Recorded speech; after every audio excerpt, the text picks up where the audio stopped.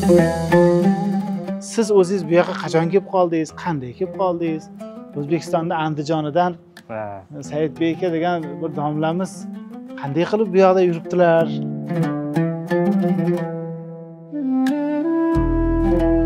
Endi 2009-yilda men o'zasi Turkiyaga kelganman. Nima ish qilasiz? Deganda, "Men o'qituvchilik qilamiz." "Ha, shunaqami? Domlaga choy aytinglar." "Domla, biror narsa yedingizmi? Qoningiz qanaqa?" Mintaqa boshqaruvchisi "To'xtanglar" dedi. "Bu narsa kelisha olmayapmiz. Ichimizda bitta o'qituvchi bor. Shu fikrini bildirsin eng muhimi." Doktorlik ishim ilk turkiy Qur'on tarjima va tafsirlari bo'yicha bo'ldi. Demak, u tizimni ko'rib chiqish kerak. Qayerdan olding bu? Kim yetishtirdi bu kishini? Kimning mahsuloti bu? Ha. Qayerda bunaqa daraja, bunaqa bo'lib yetishdi? Talaba bu yerga kelib, bu xoh talaba bo'lsin, xoh boshqa kishi bo'lsin. Chet elga chiqqandan keyin endi butun o'zbek millatini tamsil qiladi. Unda butun o'zbek millati ko'riladi. Unda butun O'zbekiston ko'riladi.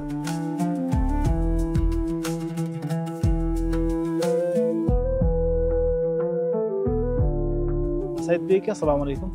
Assalom. Bu bino uzoqdan bir mahobatli ko'rinadi. Boshqacha ko'rinadi. Shunchaki dizaynni o'zi bilan ham.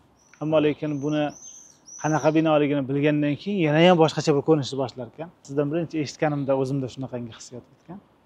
Shuning uchun ko'proq kishi, xosatan vatandoshlarimiz ko'rsin, ijtimoiy tarmoq orqali bo'lsa ham dedikda. Shuning uchun sizdan bir iltimos qildik. Bu yoq bilan bizni tanishtirsangiz, iltimosimiz. Bu qanaqa bino, biz qayerdamiz? Xush kelibsizlar. Bu hozirda Safronbolu tosh bino deb nomlanadigan bino. Butunlay toshdan qilingan, tashqi qismlari, ichki qismlarda zinalar va ora qismlar, qavatni belgilovchi qismlar yog'ochdan qilingan. Safronbolu o'rmon mintaqasi bo'lganligi sababli daraxtdan ko'p binolar qilingan. Bu bino 1880-yillarda boshlangan qurilishga 1887-yilda tugatilgan bino. Rasmiy ochilishi 1887-yilda tugatilgan va ochilishiga o'sha paytdagi Kastamonu viloyatini valisi, ya'ni hokimi Abdurahmon Nuriddin Pasha kelgan. Kastamonu viloyatiga bog'liq bo'lgan bu Safronbolu mintaqasi. Bu binoni Abdulhamid II davrida, ikkinchi Abdulhamid davrida qurilishi boshlanib, uni davrida tugatilgan, uni siyosiy o'sha rejalari sababli qurilgan bino hisoblanadi. Tanosil kasalliklarni davolovchi va karantinaga oluvchi bino bo'lib xizmat qilgan. Farangiy kasalligi deyilgan u paytda. Farangiy kasalligi hozirgi bizda endi tibbiyot tilida sifilis kasalligi. Tanosil kasalligi. Bu kasallik Usmonlida ilgari bo'lmagan. Usmonlida bu kasallik Usmonli davlatiga g'arbdan kirib kelganligi sababli bu kasallikka farangiy deb nom berishgan. Farangiy, o'sha ustasi farang deganlardek fransuz degan ma'noni bildiradi, g'arb degan ma'noni bildiradi. Shuning uchun g'arbliklarning kasalligi degandek farangiy kasalligi deb nomlangan bu kasallik, sifilis kasalligi. O'shaning uchun tarixiy manbalarda asosan Safronbolu farangiy kasalxonasi. Safronbolu g'urabo, g'ariblar o'sha karantina maqsadida ishlatilyapti endi bu. G'urabo shifoxonasi deb nomlangan. Uzun yillar mana shu maqsadda foydalanildi. Pastki qavatlar erkaklar, ayollar uchun alohida o'sha karantina xonalari va o'sha davolash xonalari, tepa qavatlarda ham xuddi shunaqa 1960-yillargacha kasalxona bo'lib foydalanib kelingan. O'sha tanosil kasalliklardan keyin oddiy kasalliklarni davolash uchun, boshqa kasalliklarni davolash uchun ham shifoxona bo'lib xizmat qildi. Undan keyin 60-yillardan keyin bu kasalxonaning hovli qismiga, orqa tomonga zamonaviy kasalxona qurilish o'sha harakatlari boshlandi. Bu kichkina hozir orqa tarafda hozirgi, ha? Hozirgi nimada ko'rsatasiz? Orqa tomondagi hozir zamonaviy shifoxona endi u.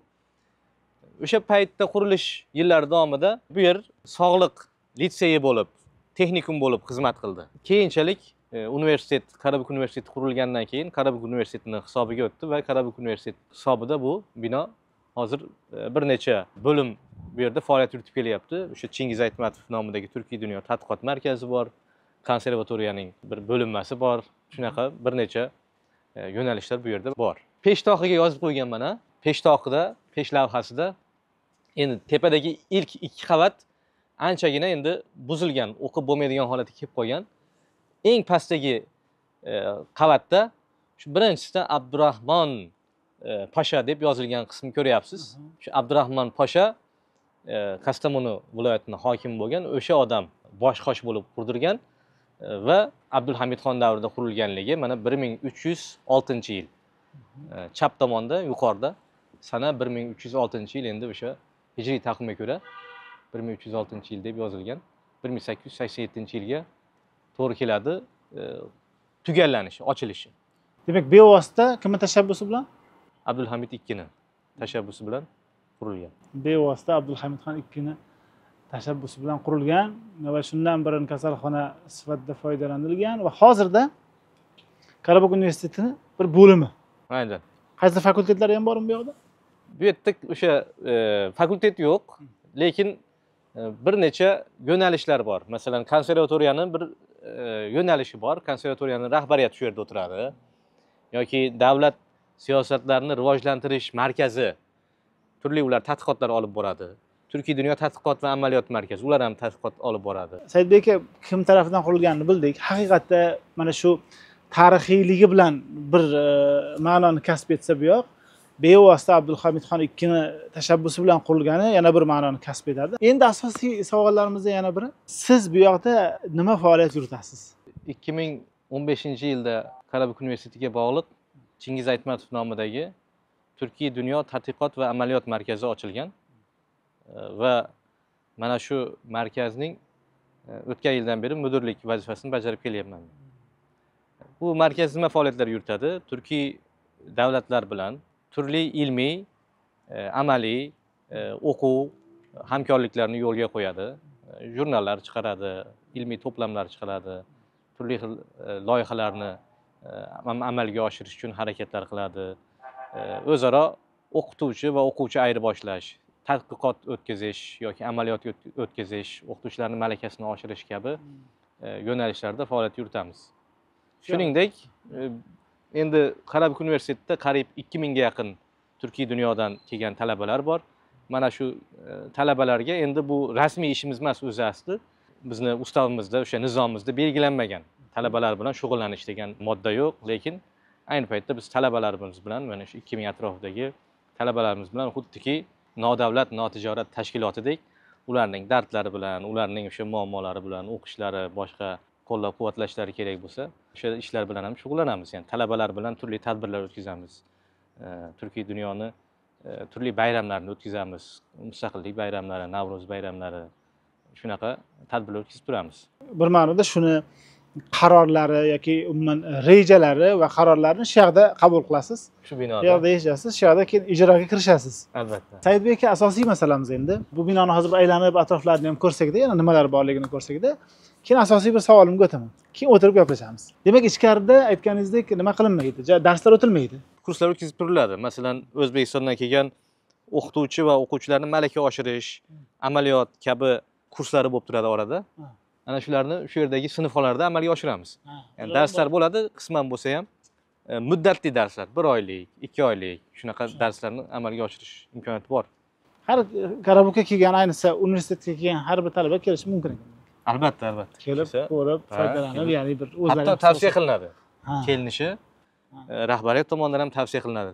Tariximizni ko'ringlar. Biz universitet sifatida yangi universitet bo'lishimiz mumkin, lekin mintaqa sifatida eski mintaqamiz.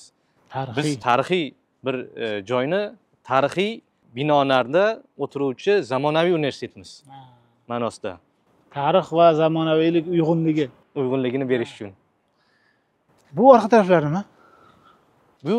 Bu binoni asl o'sha shifoxonaning asl qismi, yon tomondagi kichik bino esa o'sha paytda endi karantinaga olingan joy bo'lganligi uchun kiyim-kechak, o'sha choy shaplari, hamma narsa shu yerda yuvilgan. Bu yer oshxona va o'sha kir yuvish xonasi bo'lib xizmat qilgan. Hozir bu yer endi o'sha hojatxona va masjid bo'lib xizmat qilyapti. Bu qismi hojatxona, masjid orqa tarafda. Masjid orqa taraf. Shu oshxona qismi hozir masjidga aylantirilgan. Yangi zamonaviy shifoxona orqasidagi orqasidagi shifoxona, yangi zamonaviy shifoxona. Ayni paytda bu shifoxonaning hovli qismi bo'lgan bu yer. Butun Safranbulning tarixiy qismini eng ustki mintaqasida bahavo joyga qurilgan. O'zi ham Safronbolni markaziy katta shifoxonasi shu bo'lsa kerak. Hozir shu asosiy shifoxona shu. Saidbek aka, demak hozir ichlarini ham bir ko'ramiz. Ichlarini bu kadr orqali ko'rsatamiz. Ibrohimjon yaxshilab ichkari xonalarni olib, zinalari bilan o'sha ko'rgan odam ham his qiladigan bir shaklda chiroyli qilib olasiz. Binoga taalluqli bo'lgan asosiy masala, faoliyatingizga taalluqli bo'lgan asosiy masalani so'radik. Endi siz o'zingiz bu yoqqa qachon kelib qoldingiz, qanday kelib qoldingiz? O'zbekistonda Andijonidan Saidbek aka degan bir domlamiz qanday qilib bu yoqda yuribdilar? Bu shaxsiyatingizga taalluqli asosiy masalamiz. Bu haqida endi o'tirib gaplashdik. Meni qiziqtirgan narsa va ko'plab o'z tomoshabinlari qiziqtirgan narsa, Andijonlikman dedingiz. Andijonlik bir Saidbek akamiz, o'zbek zabon vatandoshimiz qanday qilib bu yerlarga kelib qoldilar? Ilmiy faoliyatlar, ilmiy safarlaringiz bu yoqqa kelguncha qanday davom etdi? Qayerdan boshlandi-yu, qaysi suratda davom etdi? Qanday bu yoqqa kelib joylashdingiz? Va bu yoqdagi faoliyatlaringiz ayni kunlarda nimalardan iborat? Rahmat, yana bir bor xush kelibsizlar. Sizlarni Qarabukda, Safronbolda ko'rish biz uchun sharaf. Biz ilgari kelganimizda ilk Safronbolga, Qarabukka kelganimizda o'zbekistonliklar kam edi. Hozir yana ko'payib ancha barakali bo'lib qoldik. Ilgari bitta o'zbekistonlikni ko'rsak, orqasidan yugurib, quchoqlashib, vatanni ko'rgandek xursand bo'lib suhbatlashardik. Saidbek aka, ilgari deganingiz necha yillar oldin bu? Endi 2009-yilda men o'zi asli Turkiyaga kelganman. O'sha davrlarni aytsak ham bo'laveradi. Istanbulda keyinchalik o'zbeklar soni ko'paygani hisobga olsak ham bu yerda kam edi baribir. 2018da bu yerga kelganimda ancha kam edi. Bizni ilmiy faoliyatga sabab avvalo oila albatta. Otam ham, onam ham ziyoli insonlar bo'lganligi sababli bizni o'qishimizga ko'mak berishdi, qo'llab-quvvatlashdi. O'sha paytda maktab internatlarida o'qidik. Keyinchalik Toshkent davlat sharqshunoslik universitetida o'qidim. Bu yerda mumtoz filologiya yo'nalishida o'qidim. Mumtoz filologiya yo'nalishi degani birorta tilni mumtoz davrini o'rganadi. Arab tilining mumtoz davri, fors tilining mumtoz davri, fors adabiyotining mumtoz davri yoki Turkiya adabiyotining ayni paytda mumtoz davri. Men ana shu Turkiya adabiyotining mumtoz davri va Forsiy adabiyotining mumtoz davri bo'yicha o'qidim. Keyin islomning ilk davrlari va islomdan oldingi turkiy til va adabiyot haqida qiziqdim. Shu tosh bitiklar, O'rxun Enasoy yodgorliklari, hali ajdodlarimiz islom bilan tanishmasdan oldin qanday adabiyotga ega edilar, tilni holati qanday edi, yozuv madaniyati qanday shakllandi, nimaga yozishga ehtiyoj tuyuldi. Mana shu savollar qiziqtirib, bu bo'yicha bitiruv malaka ishi yozdim. Kultigin yodgorligi bo'yicha. Keyin magistratura uchun ustozimiz Qosimjon Sodiqov bizga maslahat berdiki, Turkiya bu yo'nalishda eng rivojlangan davlatlardan biri. Shuning uchun sen magistraturaga va doktoranturaga Turkiyaga borib o'qisang bo'ladi degandek maslahat qildilar. Keyin Istanbul universitetiga hujjat topshirdim. Magistratura, doktoranturani Istanbul universitetida o'qidim. Doktorlik ishim ilk turkiy Qur'on tarjima va tafsirlari bo'yicha bo'ldi. Ko'pchilik manbalarda shunday axborotni o'qib qolamiz. Qur'oni Karim birinchi marta o'zbek tiliga Aloviddin Mansur tomonidan tarjima qilindi degan bir axborotni o'qib qolamiz. Endi Aloviddin Mansur 1980-yillarda tarjima qilganligi yoziladi unda. Lekin ajdodlarimiz islomni qachon qabul qilgan? Individual qabul qilishlar, ya'ni shaxsiy qabul qilishlar bu 7-asrdan 8-asrdan boshlangan. Lekin ommaviy ravishda islom dinini qabul qilish 10-asrdan. Endi ommaviy ravishda. Davlat ham Qoraxoniylar davlati. Davlat hukmdori o'zi shaxsan islom dinini qabul qildi, Sotiq Bo'raxon. Undan keyin butun qavm, butun turkiy xalqlar birgalikda islom diniga o'ta boshladilar. Demak 10-asr deylik, mayli, eng kech. Lekin ilk tarjima 1980-yillar, ya'ni qariyb 1000 yil keyin tarjima qilmagan bo'lish kerak. Ajdodlar birinchi marta islom dinini qabul qilgandan keyin bu dinning muqaddas kitobi bo'lgan Qur'oni Karimni tushunishga o'sha davrni o'zidayoq harakat qilgan bo'lish kerak.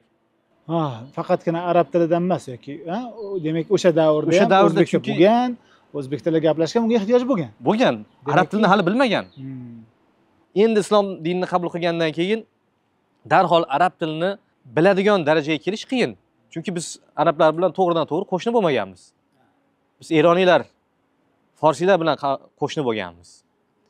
ularning tilini yaxshiroq bilganmiz, lekin arab tili u darajada bizda rivojlangan bo'lmagan.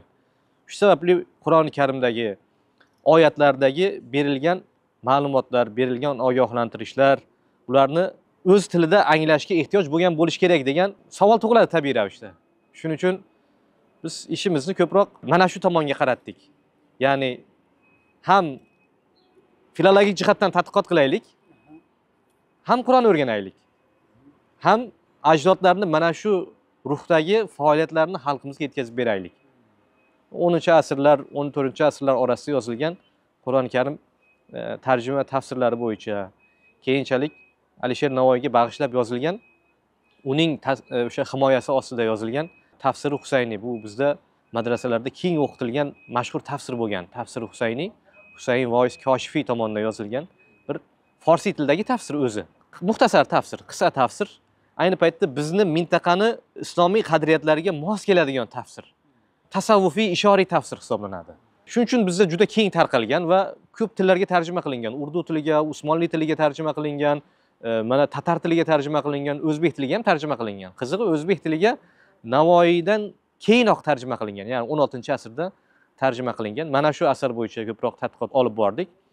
Endi hozirgi jarayonimiz aynan mana shu tafsirni hozirgi o'zbek tiliga moslashtirilgan holatda nashr qilish va xalqimizga yetkazib berish. Buni Navoiyga bag'ishlab yozilgan tafsirni ishonchliligi bo'yicha hech qanday tortishuv bo'lmasligi kerak. Ajdodlar 100 yillar davomida buni madrasalarda o'qitganligi sababli ham o'zimizning mintaqaga oid tafsir, o'zimizni ajdodlar yaratgan tafsir, o'zimizni tilimiz bilan yaratilgan tafsir. Shuning uchun shu bo'yicha ish qildik. Keyinchalik doktoranturani bitirib, ma'lum davr oralig'ida O'zbekistonning Istanbuldagi bosh konsulxonasida ishladim. Ayni paytda akademik faoliyatlar davom etar ekan. Turkcha, o'zbekcha lug'at, o'zbekcha, turkcha to'g'rirog'i. O'zbekchadan turkchaga endi turklarga ko'proq xitob qiladigan bir lug'at chiqardik. Akademik faoliyat bizga ko'proq ma'qul kelganligi sababli universitetlardan imkon boricha ishlashga harakat qilib, imkoniyat qidirdik. Qarabağ universitetiga hujjat topshirdik. Qarabağ universiteti o'qituvchi lavozimida ishga qabul qildi. 2018dan beri shu yerda mana ilmiy faoliyatlar, ta'lim faoliyatlari, shuningdek O'zbekistondan kelgan yuzlab talabalarga qo'limizdan kelgancha akalik, birodarlik qilishga harakat qilib kelyapmiz. Baraka toping Saidbek aka. Bu narsaga biz shaxsan guvohmiz. Alloh taolo ajringizni ko'paytirib bersin. Bu yerda sizni faoliyatingiz faqat akademik emas. Turklarning o'sha ko'p iboralarini yaxshi ko'raman. Qisqa gap bilan butun haligi maqsadini ifoda qiladigan, o'zini ham ichidagidan chiqarib yuboradigan, eshituvchi ham tamomila qabul qiladigan shu yoqtirgan iboralarimdan biri shu. İyi ki varsınız. İyi ki varsınız. Yaxshi ham borsiz deydi. Ya'ni buni faqatgina birga yashovchi boshqa sifatda ishlatilmaydi-ku, bizda endi ishlatiladi, yaxshi ham borsiz. Lekin bularda shuncha aytamizki, iyi ki varsınız. Ya'ni Alloh taolo bu muvaffaqiyatlaringizni, bu faoliyatlaringizni yanada rivoj topishni o'zi muvaffaq qilsin. Demak, 2018-yildan beri siz Qarabağ Universiteti Adabiyot fakultetida, bu demak ijtimoiy fanlar fakulteti aslida. İjtimoiy fanlar fakultetini turk tili va adabiyoti bo'limida o'qituvchisiz. To'g'ri. Endi bevosita talabalar bilan ishlash jarayonidagi bir hodisalar haqida so'rasak, Qarabağ Universiteti o'zi 40 mingdan oshiq talabasi bor. Xalqaro toifadagi universitet hisoblanadi. Tabiiyki, hozir beradigan savolim bir millatdosh sifatida faqat ijobiy taraflarinigina gapiramiz deb qaralishi mumkin. Buni masalan begonalarga bevosita beraman, savolni fikring nima deb. Sizga endi bundayroq beraveryapmanki, ochiqchasi samimiy bo'laylik. Unga shubham yo'q aslida-yu. O'zbeklardan, o'zimizning millatdoshlarimizdan andisha qilmasdan demoqchimiz. Aytmoqchiman. Bir necha turli millatlarga dars berib kelasiz. Kecha Adabiyot fakulteti dekani bilan, xo'ja bilan gaplashganimizda 101 millat dedilar. Shundaymi? To'g'ri. 101 xil millatdan kelib o'qishyapti shu yerdan deb aytdilar. Ya'ni shu vaqtgacha kelgan. Shunchalik turli. Shularning orasida o'zbek talabalarini ularga solishtirsak, qanaqadir o'ziga xos xususiyat bormi? Bir ijobiysini aytasiz, bir salbiysini ham aytasiz. Ijobiy tomoni, men ham endi ko'proq turk talabalar bilan ishlayman. Turkiyalik talabalar. Sababi turk tili adabiyoti yo'nalishida Endi bular turk tili adabiyoti o'qituvchisi bo'ladi. Turk tili adabiyoti o'qituvchisi asosan turkiyalik talaba bo'ladi. Bular maktabda, litseyda o'qituvchi bo'lib ishlaydi. Ya'ni o'qituvchi yetishtiramiz o'zi aslida. Pedagog yetishtiramiz. Nasllarimizni yetishtirib beruvchi nasllarni yetishtirishga harakat qilamiz. Shuning uchun alohida ahamiyat beraman. Men ozgina qattiqqo'l o'qituvchi sifatida bilishadi. Men O'zbekistondagi o'qituvchilik an'analarini Turkiyadagi o'qituvchilik an'analari bilan ozgina aralashtirib o'rganman balki. Chunki bizda ozgina tartib, qat'iyat bor. Turkiyada anchagina erkinlik. Mana shuni orasida bir yo'l izlashga harakat qilyapman. O'rta yo'l. O'rta yo'l. Talabani juda erkin ham qo'ymaslik kerak menimcha. Lekin juda qattiq ham, qat'iyat bilan ham turmaslik kerak. Ya'ni unda qiziqish yo'q bo'lsa, unda qiziqish uyg'otishga harakat qilib, lekin buni hozirgi naslni tushunchalariga ko'ra uyg'otishga harakat qilish kerak deb o'rta yo'lda harakat qilib kelyapman. Va turkiyalik talabalar bilan tabiiy ravishda o'zbekistonlik talabalarni, boshqa millatli talabalar bilan qiyoslayman. Bu tabiiy ravishda bo'ladi. Biz bolalar shunday, bizning naslimiz shunday. Biz ham endi avlodni, o'zbek naslini yaxshi bo'lishi uchun kuyinishga harakat qilayotgan kishi sifatida o'z-o'zidan qiyoslaymiz. Ijobiy tomoni albatta birinchi galda odob. Odob. Shukrki, naslimizda, o'zbek xalqida o'sha nafaqat ota-onani tarbiyasi, balki maktabni tarbiyasi. Hamma tarbiyachida bizda. Ham ota-ona tarbiyachi, ham maktab tarbiyachi, ham mahalla urug' aymoq tarbiyachi, ham aka-uka kerak bo'lsa tarbiyachi. Shu sababli odob axloq o'z joyida Bilinib turadi. bilinib turadi. Salomlashish, hurmat joyiga keltirish, ustozga hurmatni bildirish, nafaqat menga, o'zlarining ustozlariga. Keyin mehnatkashligi, Tirishqoq. tirishqoq. Keldi, o'qib emas, men faqatgina o'qiyapman bu yerda. Faqatgina o'qiyapman emas. Bu yerda yana nimalar qilsam bo'ladi bo'sh vaqtimda. Ayb emas, endi bu yerda o'qish ayni paytda pul to'lab o'qiydi bular, talabalar. Shuning uchun ota-onamga bir miqdor meni ham yordamim tegsin degan ma'noda ishlashga harakat qiladi. Ish bo'lmasa o'zim xarajatlarimni ko'taray. Universitet to'lanadigan o'sha shartnoma miqdorini o'zim bir qismini ko'taray degan ma'noda ishlashadi. Juda katta oylik bermas balki. Endi Istanbulchalik katta viloyat emas. Istanbulda imkoniyatlar kengroq bo'lganligi sababli u yerda oyliklar baland bo'lishi mumkin. Bu yerda pastroq. Lekin shunga qaramasdan talabalarimiz ishlaydigani ko'p. Lekin bu Saidbek aka ularni ilmiy faoliyatlarga, umuman darslarga, boshqalarga xalaqit qilmaydimi, ya'ni bu narsalar? O'sha yerga kelaman. Shundaylarimiz bor oramizda.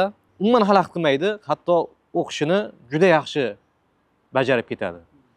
O'zini yo'nalishni eng oldi talabalardan bo'lgan. Lekin ba'zilari ishga ko'milib ketgan. Balki buni o'ziga xos sabablari bordir. Buni ijtimoiy jihatdan tadqiq qilish kerakdir balki, oila jihatdan tahlil qilish kerakdir. Ular ko'proq ishga moyillik natijasida ishga berilib ketgan. O'qish shunchaki rasmiyatchilik, o'qish rasmiyatchiligida qolib ketgan. Yoki ularda balki yana bir sabab bo'lgan bo'lishi mumkin. Bu sababki o'zi xohlagan yo'nalishni o'qimayapti balki. ya'ni bosim bilan, majburlab ota-onasi tarafidan. Ha, ota-onasi shu yo'nalishni o'qi. Istamasdan o'qiyapti. Istamasdan o'qiyapti. Bu o'z-o'zidan o'qishda muvaffaqiyatsizlikka sabab bo'lyapti. Demakki, bu narsa aytganingizdek tadqiq qilinish kerak. Kerak. O'rganilish kerak. Nima uchun? Ya'ni faqatgina to'g'ri, moddiy yetishmovchiliklar eng birinchi omili uni hisoblanadi bu narsalarni. Lekin yo'q, faqat u emas deyapsiz. Bu faqatgina bu bo'lishi mumkin emas. Kerak bo'lsa ba'zida uncha puli bor, otasi o'qisang bo'ldi deydiganlar ham shunaqa qilib yuradi. Demakki, buni aniqlashtirish kerak ekan. Yana bir salbiy jihat balki hammasida ham emas, talabalarimizni umuman O'rta Osiyodan kelgan, Turkiy davlatlardan kelgan talabalarda shunday holat seziladi. Imtihondan oson yo'l bilan o'tishga harakat qilish. Har xil mana yordamchi shpargalkalardan foydalanishga harakat qilish. Bu boshqalarda uncha yo'qmi? Bor bo'lishi mumkin, lekin men turk talabalarida buni juda kam ko'rdim. Imtihon tizimi bularda Turkiyada o'rta maktabdan e'tiboran shunday qat'iyat bilan amalga oshiriladiki, shpargalkadan foydalanib ko'chirish ancha katta bir aybdek. Bu aybli holatdek. Ya'ni o'zi uchun ham ep ko'rmaydigan. Ha, birov ko'rsa bor emas. lekin 5 qo'l barobar emas. Bor. Lekin son jihatdan bizdagi talabalarda, umuman O'rta Osiyodan kelgan talabalarda shu imtihonni amallab o'tib olish, Qanaqa bo'lsa ham. qanaqa bo'lsa ham amallab o'tib olish bir shunga moyillik bordek sezaman. Hammasi ham emas biznikilarning ham albatta. Lekin bor, Bizdagilar bilinadi. bilinadi. Buni nima bilan bog'liq deb o'ylaysiz, Saidbek aka? Buni asosini yana o'sha o'zimizni jamiyatning ichidan qidirish kerak deb balki. Biz maktabda 3 bo'lsa ham qo'yib beramiz. Mayli o'tib ketsin, maktabini bitirsin, sinfini xatlab o'tsin, qolib ketmasin. Universitetda ham shu mantiq davom etadi degan tushuncha o'rnashib qolsa, talaba imtihondan o'tsam bo'ldi ekan. Ya'ni bu masalani muammoni ildizi maktabdan demoqchisiz. Ta'limdan Yechim ham shu yerdan bo'ladi. shu yerdan bo'lishi kerak menimcha. Saidbek aka, rasmiy jihatdan faoliyatingiz haqida qisman aytdingiz. Ya'ni qaysi nuqtadan boshlab qayerga kelganingiz haqida. Endi boshqacharoq bir rakursdan qarasak, siz bir o'qituvchi sifatida va o'qituvchiga talabalar tarafidan qaralganda, o'zi singari hamkasblar tarafidan qaralganda yoki umuman millat tarafidan qaralganda bu yoqda begona yurtda, musofir yurtda, O'zbekistondagi bir joydan kelib ishlayotgan o'qituvchiga nisbatan munosabatlar qanday? Buni bir o'ziga xos xususiyatlar bormi? Ya'ni aytmoqchiman, bir o'zbek vatandoshi, andijonlik bir vatandoshimiz Saidbek aka Turkiyaga kelib o'qituvchilik qilyaptilar. Qandaydir muomala munosabatlarda buni farqi seziladimi? Sezilsa nimada seziladi? Bitta misol aytib beraman. Endi men O'zbekistonda uzun yillar o'qituvchilik qilmadim, lekin onam o'qituvchi. O'shaning uchun bizdagi o'qituvchilik jarayonini nisbatan bilaman. Keyin bu yerga kelib o'qituvchi bo'ldim. Bir kun endi ijarada uyda turamiz. Ijara uyda turadigan mintaqada turar joy aholisi bilan bir majlis bo'ldi. 10 ta bino bor. 10 ta binoni ichida har bittasida 10 tadan uy bo'lsa, har bitta uydan bittadan odam qatnashgan.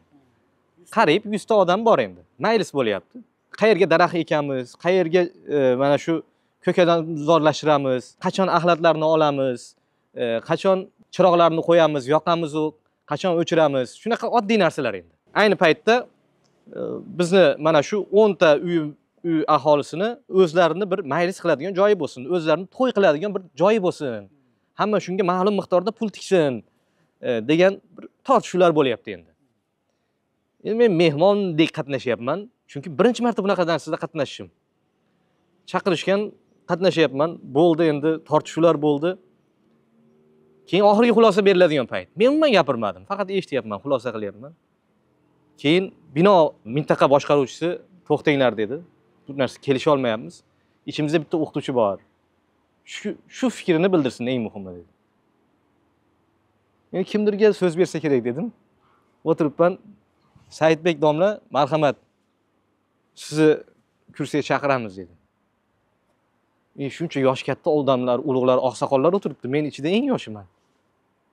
Chiqdim endi. Chiqib nima deyish bilmaysiz, chunki bunga tayyor emassiz. Ana shu joyda men bu o'qituvchi-ku, bu domla-ku, buni so'zi e'tiborliroq bo'ladi degan narsani his qildim. Boshqacha g'urur bo'ldi o'zimda tanlagan kasbim sababli. Yoki davlat idoralariga boramiz birorta ish bilan. Endi el qatori muomala bo'ladi. Keyin nima ish qilasiz deganda, "Men o'qituvchilik qilamiz." "Ha, shunaqami? Domlaga choy aytinglar." "Domla, biror narsa yedingizmi? Qoningiz qanaqa? Bizni bu yerlarni qanday ko'rdingiz? Yoqdimi? Safran bo'limiz, Qarabukimiz yoqdimi? Qanaqa baholaysiz?" O'z-o'zidan odamda bir tanlagan ishiga ko'ra g'ururlanish paydo bo'ladi. Shuning uchun bizda ustozga berilgan, jamiyat tomonidan berilgan bahoni va qiymatni yana bir so'roq ostiga olishimiz kerak. Endi mana shu nuqtadan yana bir narsani tahlil qilsak. Demakki, rasmiy jihatdan aytdik. Xalqning munosabatini mana shundan bilib olsak bo'ladi. Endi bu narsa o'qituvchilar o'ziga qanday qarshilaydi? Sa'diyni Gulistonda aytgan, hukmdor olimga ko'p, zohidga bermasligi kerak. Ya'ni olimga ko'p berish kerak, ko'p berish kerak, zohidga zohidga oz yoki umuman bermaslik kerak. Ya'ni olimni haqiqiy faoliyat yuritishi uchun unda iqtisodiy bir xayol, iqtisodiy bir muammo bo'lmasligi kerak. Unda agar tirikchilik uchun muammo bo'lsa, u har xil yo'llarga murojaat qilishi mumkin. Lekin iqtisodiy tomondan o'ziga yarasha holati kelgandan keyin o'qituvchini birinchi galda qiladigan ishi o'zini rivojlantirishi. Biz ustozimiz aytardi, kelgusida o'qituvchi bo'lasizlar. O'qituvchi nima derdi? Va biz aytardik, shu mas'uliyatli odam, talabalarni yetishtirish kerak bo'lgan odam, naslni yetishtirish kerak bo'lgan odam, ahli ilm deb aytardik. Yo'q, yo'q. Keyin o'zi aytdi. O'qituvchi kursiga chiqib dars o'tish haqqiga ega bo'lgan o'quvchidir dedi. O'qituvchi bu o'quvchi dedi. Agar o'qituvchi o'quvchilik ishini tark etsa, birinchi galdagi ishini tark etgan. Ya'ni o'zini asosiy ishini tark etgan va o'qituvchi uning kundalik kasblik ishidan boshqasi emas. Lekin o'qituvchining birinchi galdagi vazifasi o'quvchi bo'lish. ya'ni ustida ishlash, izlanish, o'qishdan to'xtamaslik. Birinchi galdagi ish shu bo'lishi kerak. Ustozlarning mana shu tavsiyasi bilan biz ham o'qishda davom etishga harakat qilyapmiz va bizdagi o'qituvchilarga ham birinchi galdagi tavsiyam shu bo'lardi meni. Izlanishda, o'qishda, namuna bo'lishda to'xtamaslik kerak. O'qituvchini o'zi o'qib turgan kitobi, izlanib turgan yo'nalishi bilan namuna bo'la olsa, o'quvchisi tabiiy ravishda o'qiydi. Ilgari o'qigan bo'lishi mumkin. Masalan, men kecha kunduzni o'qiganman, lekin talabasi bilan yana bir o'qisin. Talabasi o'qiyotgan yana bir o'qisin. Yoki bir yo'nalishda bir yangi ma'lumotlar chiqyapti hozir. Bugungi ma'lumot erta uchun kech, eski bo'lyapti. Mana shu yo'nalishda yangi ma'lumotlarni rivojlantirish uchun o'zida talabalar bilan birgalikda o'qisin. Shu asosiy namuna bo'lishga yetadi menimcha. Demakki, ikkita nuqta. Tashqaridan qaraganda buni o'qituvchini agar hukumat darajasida qaraydigan bo'lsak, ya'ni o'qituvchilarni idora qiladigan bir nigoh bilan qaraydigan bo'lsak, o'qituvchilarni moddiy jihatdan zoriqtirmaslik. Chunki u zaruriy ehtiyoj. Qorni och, to'yish kerak. Bola chaqasi bor, ular ham to'yish kerak. To'g'ri joydan kelmasa, egri joyga qo'l uzatadi. Albatta xato bu, lekin bu ishiga nima qilib beradi? Kamida bahona bo'lib beradi. Ikkinchi tarafi lekin bu o'qituvchilar uchun nima bo'lmasligi kerak? Bahona bo'lmasligi kerak. O'qituvchi o'zini ushlab qolishi uchun kerak bo'lsa bilamiz, to'q o'qituvchilarda ham bo'ladi-da bu ish. Och o'qituvchilar egrilik qilsa, ha ochtirda deysiz. To'g'ri bermabdi, egri oryapti. Ammo lekin to'qlar olsa nima deymiz? U joyda endi siz gapingiz. Ishlasin degani faqat bu o'qish emas. O'qishdagi manfaat, ya'ni ma'rifatini oshirish o'zini tabiiyki amaliy jihatdan namuna bo'lish bo'ladi. Ko'rinishda ham, muomala munosabatda ham ifoda etish kerak. Saidbek, bu narsa bo'yicha menimcha alohida bir suhbat qilish kerak. Va qilamiz ham, xudo xolasa. Bu tajriba. Masalan, men o'zim oila va farzand tarbiyasi borasida ba'zi bir kurslarda ishlab kelyapmiz. Ya'ni bevosita ishladik. Onlayn tarzda qilayotgan faoliyatlarimiz bor. Haqiqatda bu narsani bilamizki, ya'ni amalda his qilganmanki, o'zim ham bir payt o'zida o'quvchi sifatida ham aytaman va agar aytishga haqli bo'lsam, men ham bir o'qituvchi sifatida aytamanki, sizni qo'lingizda o'qiyotgan o'quvchi uchun sizdan chiqayotgan har bir gapni o'rni boshqa bir alohida bir o'rni bo'ladi. Har bir gap u gapni hayotda 1000 marta eshitgan bo'lishi mumkin. Lekin sizdan eshitish uchun keldimi bir gapni, u gapni boshqacha bir kayfiyatda, boshqacha bir his-tuyg'u bilan eshitar ekan. Boshqacha ta'sirlanar ekan. Yani men shu narsani bilaman, his qilaman bu narsalarni-da. Mana shu mas'uliyat meni ham bu ma'noda mas'uliyatimni oshirgan desa bo'ladi, ya'ni yondashuvda. Bu tabiiyki shaxsiy hayotimga ham ta'sir qilib ketgan. Sen o'zingga qarashing kerak. Shunda ham qarashing kerak edi, lekin endi boshqacha bir nigoh bilan ham qarashing kerakki. Senga chunki qarab turgan ko'zlar bor. Senga e'tibor berib turgan narsalar borki, seni o'qituvchi sifatida oladi uni ham sendan. Ya'ni o'quvchi sifatida bu o'qituvchi qilyaptimi mumkin, qilmayaptimi mumkin emas. Gapiryaptimi mumkin, gapirmayaptimi mumkin emas qabilida qabul qilish. Shuning uchun ehtiyot bo'lish kerak deymiz. Demakki bu alohida xudo xolasa gaplashamiz bu narsalar haqida deb o'ylayman. Yuqorida o'quvchilarning holatlari haqida gapirdik, hozir mana o'qituvchilar haqida gaplashdik. qisqacha o'quvchilarga biror bir tavsiya istayman. Mana tashqaridan kelyapti deyapmiz-ku. Bir necha davlatlardan kelyapti demak, shularga taqqoslagan bir holda nimadir xulosa olgan bo'lsa, shu xulosangizga ko'ra tavsiyalar aytsangiz. Bizning o'quvchilar bugungi kunda alhamdulillah ochildik. Davlat o'laroq chegaralarimiz ko'p imkoniyatlar uchun yana ham ochildi. Va bu ta'lim migratsiyasi deylik, ta'lim safari, ta'lim sayohati uchun ham juda yaxshi imkoniyat bo'ldi va ketyapti. Yerning har chekkasiga o'quvchilar ketyapti va kattagina qismi Turkiyaga kelyapti. Turkiyaga kelyapti. Karabuk universitetiga mana hozirda 400 ga yaqin o'zbek talabalari bor. 2000 atrofida O'rta Osiyodan kelgan turkiy tildagi talabalarimiz bor. Demak, katta bir raqam. Ertaga bular boradi. Yani bu yoqda olgan bazalarni, bu yoqda olgan bilimlarni bergan bo'ladi. Endi bizdan kirib, bu yoqdagi imkoniyatlardan maksimum foydalanib ketishlari uchun, yaxshi istifoda qilishlari uchun o'quvchilar nimalarga tayyor bo'lib kelishlari kerak. Nimalarni hisobga olib kelishlari kerak. Bu o'quvchini o'ziga ham bo'lsa-da va ularni jo'natayotgan valiylariga deylik, otasidir, onasidir, o'qituvchisidir, ularga ham qaratilgan bo'lsa, eng asosiy e'tibor beradigan kelishda hisobga olib kelish kerak bo'lgan jihatlari nima? Menimcha chet elga talaba bo'lib chiqishda kishi o'z millatining namoyandasi bo'ladi endi. Talaba bu yerga kelib, bu xoh talaba bo'lsin, xoh boshqa kishi bo'lsin, chet elga chiqqandan keyin endi butun o'zbek millatini tamsil qiladi. Unda butun o'zbek millati ko'riladi. Unda butun O'zbekiston ko'riladi. U bir yaxshi ish qilsa, demak o'zbeklar shunday. Qabih ish qilsa, demak o'zbeklar shunday. İstaymizmi, istamaymizmi, xalq, qo'ni-qo'shni, atrof shunday qabul qiladi. Shuning uchun bu mas'uliyatni his qilib chiqish kerak. Birinchi galda o'zini millatini tarixi, o'zini vatanni tarixi, o'tmishi, yutuqlari yu kamchiliklari. Qaysi yutuqlarga erishdi-yu, qaysi kamchiliklar sabab qaramlik tuzumiga tushdi. Mana shularni bilib, ma'lum joyda faxr tuyg'usi bilan, ma'lum joyda endi iftixorni o'zi yetmaydi, mas'uliyat tuyg'usi bilan bu chet el safari yoki chet el namoyandasi bo'lish vazifasini bajarish kerak bo'ladi menimcha. Birinchi galdagi tavsiyam shu. Ya'ni o'z millatini bilish, o'z tilini bilish, o'z o'tmishini, vatan tarixini, millat tarixini bilish va buni iftixori bilan birgalikda mas'uliyatni his qilish. O'zi bilgandan keyin menimcha mas'uliyatni his qiladi. Bizning bobolarimiz kim edi?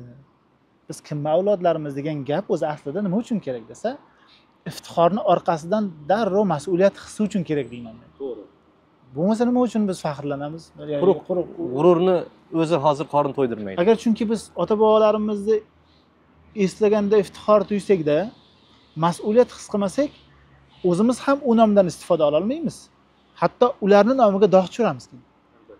Imom Buxoriy, Imom Tirmiziy, Abu Lays Samarqandiy, hokazo ketyapti-da, iftixor, lekin bir ayib qilamiz.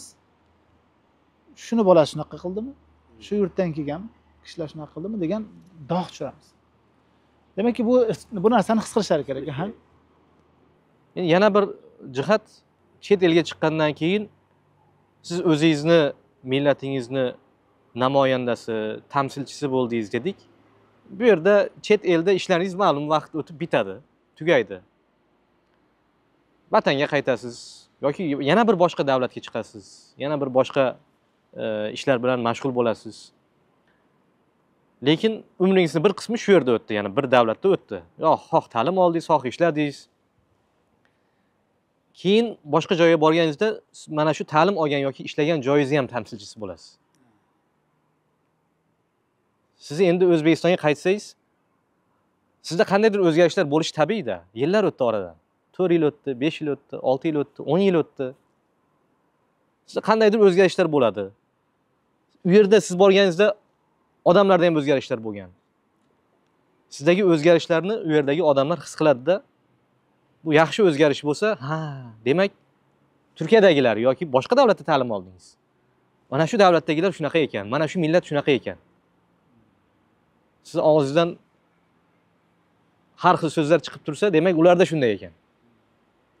Sizda qandaydir axloqiy yaxshilanishlar, ilmiy yuksalishlar bo'lsa, demak ularda mana shu fanlar yaxshi ekan. Biz ham shunga yo'nalsak bo'lar ekan degan his-tuyg'u bo'ladi. Endi siz umringiz davomida ikkita davlatni yoki eng kamida ikkita millatni tamsilchisiz, namoyandasiz. Siz endi bitta odam emassiz, bitta Saidbek emassiz, bitta Ikrom emassiz endi. Siz butun millatni endi ko'zgusiz. Bitta millatni ham emas, ikkita millatni ko'zgusiz. U yerni axloqiy tomonlarini ko'zgusiz. U yerni ta'lim tomonlarini ko'zgusiz. Balki u yerni ish jarayonlarini ko'zgusiz ishlagan bo'lsangiz. Ish axloqini ko'zgusiz balki. Tizimni ko'zgusiz. Bu katta mas'uliyat. Mas'uliyat shunday narsa. Bunaqa qarasangiz haqiqatan mas'uliyat his qilasiz. Endi siz ismingizga e'tibori yo'q. Yo'q. Siz o'zbeksiz. Ya'ni shunday baholanasiz. O'zbekistondan kelgan bir o'zbek. Demak, millatni tamsil qilasiz aytganingizdek, va mas'uliyat qanday qilib his qilmaslik kerak inson? Shularni ma'lum vaqt o'tib talabalar o'zlari ham his qila boshlaydi menimcha. Biz his qildik. Biz o'qish davomida, ish davomida his qildik. Balki O'zbekistonda o'qimagan darajada o'qishga majbur bo'ldik shuning uchun. O'zbeklar tirishqoq degan gapni o'zi yetdi balki. Bizdan ilgari biz ko'rgan o'zbeklar tirishqoq edi degan gapni o'zi yetdi. Hojam, ajoyib gap gapirdingiz. Xuddi mana shu buni hamma narsani faqat quloqni o'zi bilan eshitish kamlik qilar ekan. Ba'zida qalbni ochish kerak ekan, his qilish uchun. Men ham yangi universitetga kelganimda shu ilohiyot fakultetini dekan hojaning oldiga kirdim. Bir kirib salom alaykum qilganimda aytdilar. Ikrombek xush kelibsan. Xursand bo'ldik. Biz o'zbek talabalarni boshqacha yaxshi ko'ramiz. Chunki sizlarni ilm odamlari deb bilamiz. Ilm odamlari deb bilamiz va bu yoqda kelayotgan o'quvchilarning hammasini ham ilmga chanqoq deb bilamiz. O'qiydigan sizlar. Biz kelganingdan xursand bo'ldik. O'ylaymanki, sen ham bundan mamnun bo'lasan. Ko'p bir yaxshi natijalarga erishasan. Omad tilayman faqat, dedi. Men keyin oradan sal vaqt o'tgandan keyin o'zbek talabalar bilan, vatandoshlarimiz bilan bir uchrashuv qildik universitetning o'zida. 60 kishi keldi. Shunda aytdim, yigitlar, sizlarga rahmat. Sizlarga rahmat. Yani nega? Chunki meni fakultetning rahbari shuncha millatning ichida shu gapni gapirdimi menga? Demakki, bu gapga yarasha sizlardan nimadir ko'rgan. Ya'ni sizlarning sabablaringdan menga shunaqa dedi.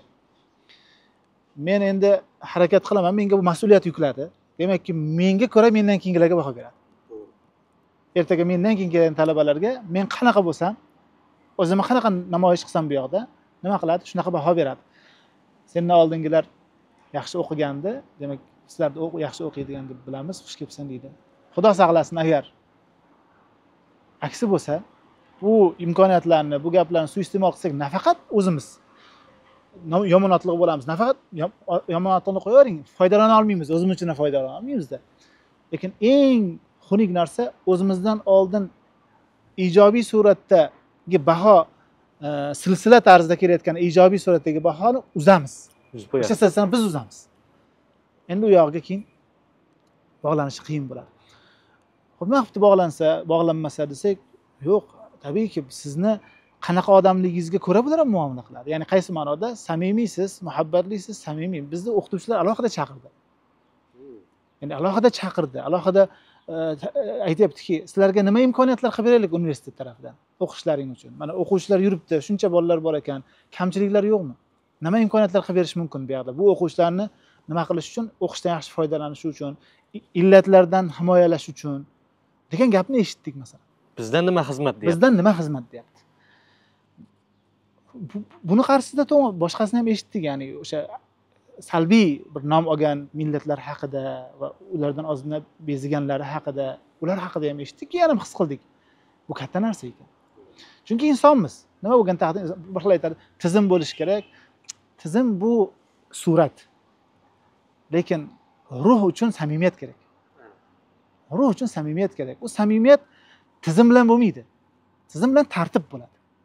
Shunchaki tartib. Ha, lekin samimiyat uchun, his-tuyg'ularni his qilish uchun, bu borada yordam berish uchun samimiyat kerak. Boshqa fidokorlik kerak. Inson mana shu yaxshi o'qishi bilan, yaxshi odob axloqi bilan shu narsani qozonar ekan va o'zidan keyingilarga qoldirar ekan. Katta narsa aytdingiz, Saidbek aka. Inshaalloh umidimiz avvalambor bu yoqda o'zimiz o'qiyotgan odam sifatida buni oqlaymiz degan mas'uliyatimizni oqlaymiz, mana shu turgan maqomimizni oqlaymiz degan umidimiz bor. Shunga harakat qilamiz va undan tashqari xudo xolasa millatimizni nomiga dog' tushirmaydigan, qaytanga nimadir noto'g'ri illatlar yopishib qolgan bo'lsa, ularni tozalashga harakat qilamiz. Alloh taolo bizni shunga sabab chiqsin. Kelinglar bu yerdagi imkoniyatlardan xoh o'zimiz uchun, xoh millatimiz uchun, shaxsiy rivojlanishingiz uchun foydalanaylik. Mana shunday imkoniyatlarni ikki davlat rahbari yaratib beryapti. Ikki davlat rahbarining orasi yaxshi degani qolganlarga ham mana shular bilan ishlanglar degan xabarda endi. Biz o'zaro strategik hamkorlik darajasiga chiqdik, O'zbekiston va Turkiya. Demak, sizlar ham o'zingizlarni vazifalaringizni bajaranglar. Mana shular bilan ishlanglar mana. Chiqib foydalaninglar fursatdan. Shuning uchun biz bu yerda oliy ta'limdamiz necha yillardan beri. O'zbekistondagi oliy ta'lim yo'nalishidagilar, boshqalar bizga bu yerda xizmat bo'ladigan bo'lsa, tayyormiz har doim. Saidbek aka, o'quvchilarni o'qituvchilarga nisbatan munosabatini aytdingiz, psixolog ko'rinishida. Jamiyatni bahosini aytdik. Mahalla jamoatchilikni bahosini aytdik. Rasmiyatchilikni ham aytdik. Idorani bahosi haqida ham gapiring. Siz o'qituvchisiz. Siz haqingizda universitetning rahbariyati, u yoqdagi tizim, sizni yo'naltirib turishlari, bular qay darajada kechadi? Siz yoqdan nimalar olasiz? Ya'ni bizga o'rtoqlashadigan nimadir bormi? Masalan, boshqa joylarga ham ilinadigan, mana shunaqa narsa bo'lish kerak degan narsa yoki bo'lmaslik kerak degan narsalar ham bormi? Men bir 4 yil davomida laborant lavozimida universitetda ishladim. Universitetda, Sharqshunoslik universitetida va bu yerda undan keyin to'g'ridan to'g'ri bu yoqda keyingi universitetdagi faoliyatim o'qituvchilik bo'ldi. Yana bir endi bu yerda yana bitta voqeani aytmasam bo'lmas ekan. 2018-yili o'qituvchi bo'lib ishni boshladim. Menga aytishdiki, mana shu 4 ta bakalavr darsini siz o'tasiz deyishdi. Uni kechki ta'lim bor, kunduzgi ta'lim bor. Keyin shu magistr darslarini siz o'tasiz deyishdi. Xo'p dedim. Dars jadvalini berishdi. Shu kunlari shu soatda shu xonada dars bo'ladi. Vaqtida kiraman, vaqtida chiqaman. Bizda qat'iy tartiblarni amalga oshiraman. Lekin yilni boshi bo'ldi, yilni o'rtasi bo'ldi. Orada imtihon oldim, natijalarini e'lon qildim. Endi katta qismi imtihondan ham o'ta olmadi talabalarni. Yil tugadi, o'quv yili tugadi. Mendan xabar oladigan odam yo'q. Hisobot so'raydigan, men darsga kirdimmi? Darsda balki boshqa narsani gapirgandirman. Nazorat, balki imtihonni nohaq yerga men nohaq shaklda olgandirman. Noto'g'ri baholagandirman. Men o'zimdan shubhalandim. Meni bular jiddiy olmayapti shekilli.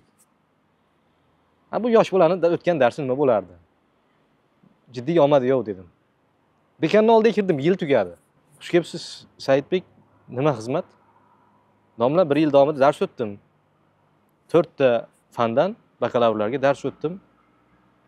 Lekin mendan na yillik hisobot, na yil oldi hisobot, yil oldi reja, dars dasturi, dars yo'rig'i, dars ro'yxati, namunaviy dastur, ijodiy dastur, shunaqa narsalar so'rashmadi. Davomatni o'zim oldim. Davomatni o'zim kirdim. Dekanatdan kelib davomatimni to'g'ri olayotganim, balki bir o'quvchi bilan oram yaxshidir, meni bor deb yozib o'rgandirman. Meni hech kim nazorat qilmadi-yu, dedim. Ko'zoynaga bordi, ko'zoynagini qo'ydim, yaqinlashib gapirdi. Saidbek, sen mana shu darajaga kelish uchun 10 yillab o'qiding. Dissertatsiyalar yozding. Kitoblar yozding. Ustozlarni nazoratidan o'tding. Ustozlarning shogirdligini bajarding. Endi biz mana shu axloqni, mana shu tushunchani o'zingda mas'uliyatni his qilmasang, o'qituvchi bo'lmasding. Mana shu tushuncha, mas'uliyat senda bor deb biz seni o'qituvchi sifatida olganmiz. Sen nazorat qilmaymiz dedi. Uyalib ketdim. Yo, balki dedim, hazilga yo'yib. Balki dars o'tmagandirman dedim. Ichkari kirib bolalarga cholg'u chalib bergandirman. Bittasini chaqirib, "Keling, ashula ayting qani?" Ashula aytib turgandirman. "Qayerdan bilasiz?" dedim. Bu ham meni vijdonimga havolami dedim. Ha, seni vijdoningga havola. Lekin o'tmasang agar dedi. Bu yerda bir menimcha bir nomutanosiblik bor. Buni suiiste'mol qiluvchilar baribir topilishi mumkin dedim.